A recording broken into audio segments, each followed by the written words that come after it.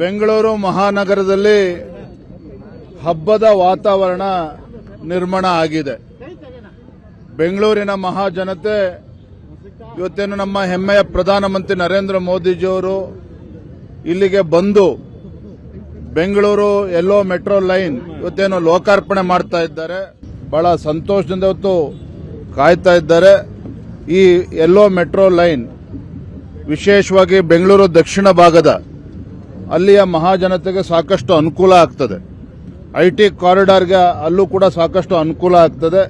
ಹಾಗಾಗಿ ಎಲ್ಲರೂ ಕೂಡ ಇವತ್ತು ಎದುರು ನೋಡ್ತಾ ಇದ್ದಾರೆ. ನಮಗೆಲ್ಲರೂ ಕೂಡ ಸಂತೋಷ ಇದೆ, ಹೆಮ್ಮೆ ಇದೆ. ಕೇವಲ ಭಾರತೀಯ ಜನತಾ ಪಾರ್ಟಿ ಕಾರ್ಯಕರ್ತರಲ್ಲ, ಇವತ್ತು ಬೆಂಗಳೂರು ಮಹಾಜನತೆ ಮತ್ತು ರಾಜ್ಯದ ಜನರು ಕೂಡ ಇವತ್ತು ಮೋದಿಜಿಯವರ ಈ ಒಂದು ಭೇಟಿ ಎದುರು ನೋಡ್ತಾ ಇದ್ದಾರೆ. ಇವತ್ತು ವಿಶೇಷವಾಗಿ